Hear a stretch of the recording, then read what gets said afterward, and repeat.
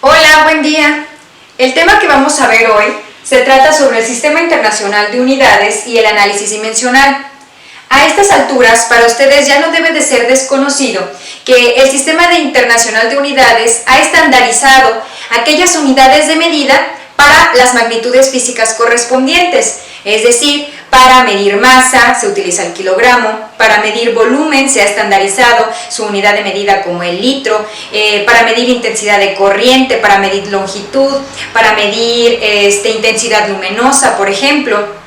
Entonces, el Sistema Internacional de Unidades ha establecido la unidad de medida base.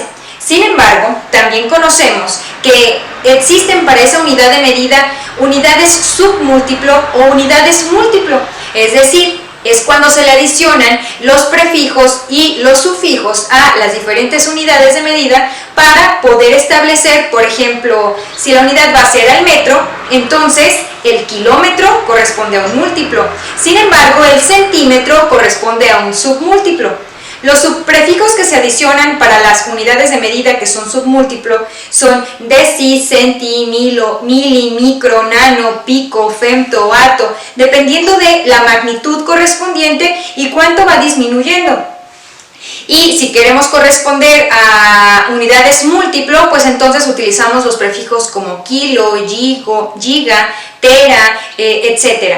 Ahora bien, el Sistema Internacional de Unidades me ayuda a establecer ciertas unidades de conversión. Sabemos también que existe el sistema inglés, que utiliza unidades del sistema inglés, por ejemplo, para cada magnitud física. Pero el análisis dimensional, que es una técnica conocida también como el método del factor unitario, me ayuda a resolver problemas haciendo un análisis de las unidades que vamos a utilizar.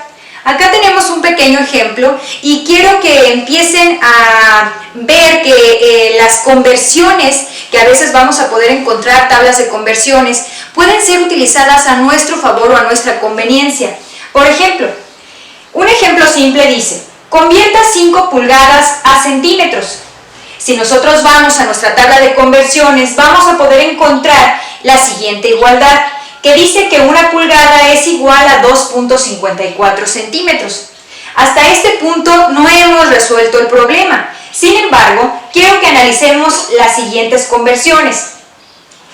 El método del factor unitario es considerado factor debido a que vamos a utilizar la proporción o la igualdad marcada en nuestra tabla como un factor. Es decir, recordemos que los productos, las partes de una multiplicación que en general me van a dar como resultado un producto, se denominan factores. Así es como vamos a utilizar cada una de las igualdades que me denote mi sistema de conversiones. Pero fíjense cómo lo estamos reacomodando. Si una pulgada es igual a 2.54 centímetros, entonces nosotros vamos a denotar como sigue. Que en una pulgada hay 2.54 centímetros, pero lo acomodamos en forma de una fracción. Como tal, más adelante lo vamos a utilizar como factor. Sin embargo, esta igualdad también me dice que hay 2.54 centímetros en una pulgada. Es decir, yo no estoy modificando en absoluto la proporción relacionada. Sin embargo, estoy reacomodando la estructura para que más adelante la pueda utilizar a conveniencia. Cuando vamos a empezar a resolver problemas con la técnica del factor unitario, siempre se debe de colocar al principio la cantidad que me dan de dato en el problema. En este caso colocamos 5 pulgadas. Ahora bien, ¿qué conversión voy a utilizar para poder proceder a resolver mi problema?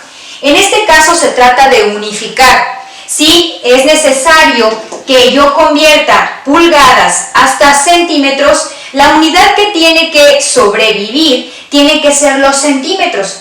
Para ello, si utilizo este primer factor de conversión, pues entonces me va a quedar pulgada arriba y centímetro abajo, y el resultado sería pulgada cuadrada sobre centímetro, lo cual no es el resultado que yo quiero. Así que me conviene utilizar este segundo factor. en el cual la pulgada se encuentra debajo. Eso significa que cuando yo reacomode, pulgada con pulgada se va a unificar, van a formar la unidad y por lo tanto la unidad que me va a sobrevivir son centímetros. Ahora bien, ¿cómo vamos a resolver este problema utilizando nuestra calculadora? Si son factores, prácticamente todos se están multiplicando. Como tal, esta pequeña expresión también puede ser representada por una pequeña x de multiplicación. Bueno, aquí al final no se coloca. Pero ahora bien, tenemos que multiplicar 5 por 2.54 para que me dé la cantidad y la unidad que sobrevive son los centímetros. Recordemos que si tuviéramos en el denominador más cantidades, primero tenemos que resolver toda la multiplicación de arriba, darle entre y dividirla entre un paréntesis grande de las cantidades que yo encuentre en el denominador, pero este no es el caso. Aquí simplemente multiplicamos 5 por 2.54, unificamos pulgadas con pulgadas y nuestra unidad que sobrevive al final es centímetros. Ahora bien, al principio me van a decir que el método del factor unitario es prácticamente una regla de 3. No lo es, coincide en este ejemplo, ya que es bastante sencillo. Sin embargo, la técnica del factor unitario nos ayuda a resolver problemas más complejos, como sigue, donde dice, convierta 101.3 kilopascales a libras fuerza, y el factor de conversión que nos dan es que una libra fuerza equivale a 4.48 newton.